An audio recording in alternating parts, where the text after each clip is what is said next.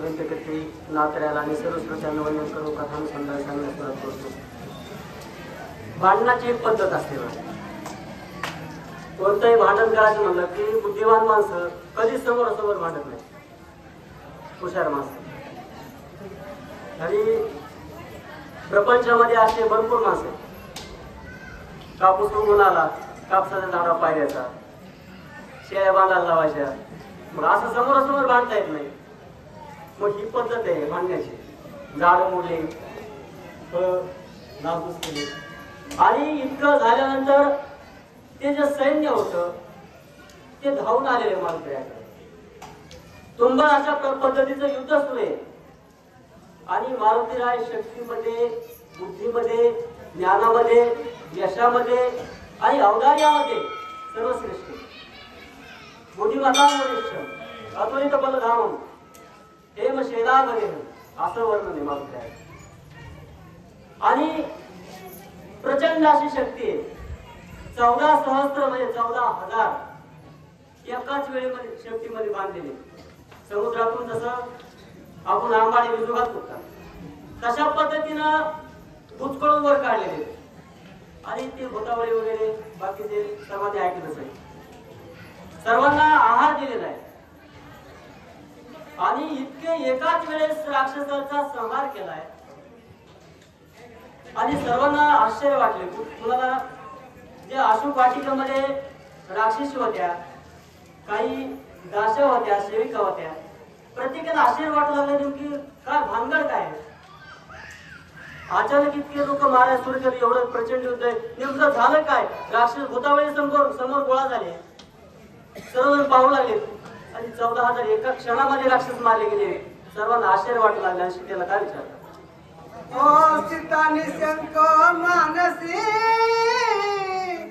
भयन मानी राक्षसी ये तो चित्त बोले त्यासी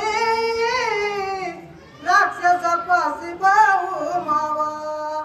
आणि सीतेला प्रश्न विचारतात राक्षसी, बोलतात सीतेला, परंतु सीतेच्या मनामध्ये कसली शंका नाही, कोणाविषयी भीती नाही, कसलाय मनामध्ये संकोच नाही. तर प्रभू श्रीरामचंद्राचं नामस्मरण अंतःकरणामध्ये आणि बळेभूत बाधा घेणे तिथे कोणती बाधा असेल तर त्या ठिकाणी काय अशक्य काय, भीती कसल्या पद्धतीची, अशी निसंकोच झालेली सीता आहे. दास्या विचारतात, राक्षसी दरडाव विचारतात, परंतु सीता काय उत्तर देते, ओ मारी चवनी मृगवेसी परिता प्रतारिता श्री रामासी स्वयंमुखला निज देहासी राक्षस पासी बहु मावा. त्या मारीचाने छळ केला होता, रूप बदलून आला होता. काय रूप बदलेलं होतं, जसं तीर्थक्षेत्राच्या ठिकाणी माणसं रूप बदलते, वरून पांढरं दिसतं पण अंतःकरण वेगळं दिसतं. त्याला पर्सनॅलिटी म्हणतात. काय म्हणतात पर्सनॅलिटी. त्याचा एक इटालियन भाषेमध्ये पर्सॉनिफिकेशन असं त्याचे म्हणजे वेगळा चेहरा किंवा असंख्य पद्धतीचे चेहरे असे त्या ऑक्सफर्ड डिक्शनरीमध्ये काहीतरी विस्तृत वर्णन आहे. परंतु असं नाही का, पर्सनॅलिटी वेगळी असते माणसाची. आपण काय म्हणतो मोदींची पर्सनॅलिटी खूप आली आणि त्याच पर्सनॅलिटी सारखा एखादा व्यक्ती दिसतो, परंतु ती व्यक्ती रूप बदलेला असतं, चेहरा वेगळाच असतो.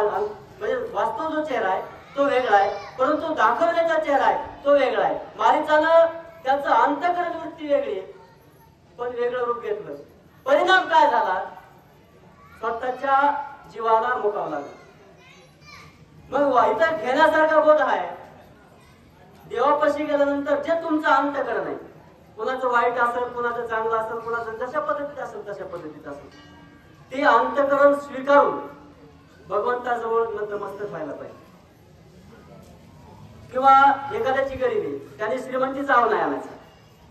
एखाद्याचं अंतःकरण वाईट आहे, त्याने साधूचं ढोंग नाही करायचं. एक रामायण आहे, त्या रामायणामध्ये प्रसंग निघाला म्हणून सांगतो.